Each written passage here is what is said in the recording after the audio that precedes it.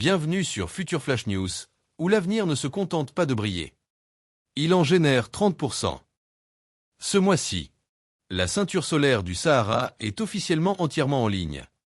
Et oui, elle est visible depuis l'espace. Pendant des décennies, le désert du Sahara était synonyme de chaleur, de sable et de selfies épiques à dos de chameau. Aujourd'hui, c'est la plus grande centrale électrique de la planète, bourdonnant silencieusement sous un soleil très brillant. S'étendant du Maroc à l'Égypte, la ceinture solaire relie les nations dans un arc étincelant d'infrastructures, d'innovation et d'applications très déterminées de protection solaire. Des lignes de transmission à grande capacité transportent désormais de l'électricité propre sous la mer Méditerranée directement vers l'Europe. Car partager le soleil est officiellement plus facile que d'expédier du pétrole. Par temps clair à Berlin ou à Rome, votre machine à café pourrait être alimentée par des photons qui ont commencé leur voyage au-dessus des dunes algériennes. Parler d'une relation à distance. L'échelle est difficile à saisir. Nous parlons de millions de panneaux intelligents, d'angles optimisés par l'IA et d'installations de stockage de la taille d'une ville, stockant silencieusement le soleil pour une journée nuageuse. Une grande partie de la coordination se déroule dans les centres de contrôle futuristes de Nairobi et de Rabat, où les ingénieurs surveillent les flux d'énergie continentaux, comme les contrôleurs aériens pour les électrons. Cela ne s'est pas produit du jour au lendemain. Le projet a débuté dans les années 2020 sous la forme d'une expérience climatique audacieuse. Les critiques l'ont qualifié d'irréaliste. Les partisans l'ont qualifié d'essentiel. Il s'avère que l'essentiel vieillit mieux.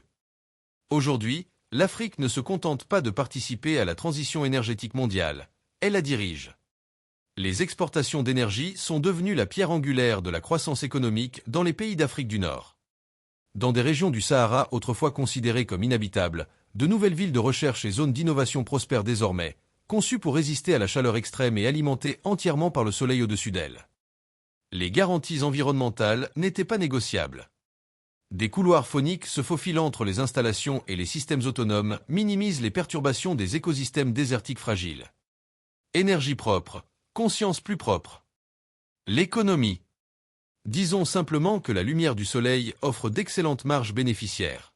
Avec la baisse des coûts de stockage et la hausse de la demande, les exportations solaires rivalisent désormais avec les revenus historiques des combustibles fossiles, sans compter la fumée.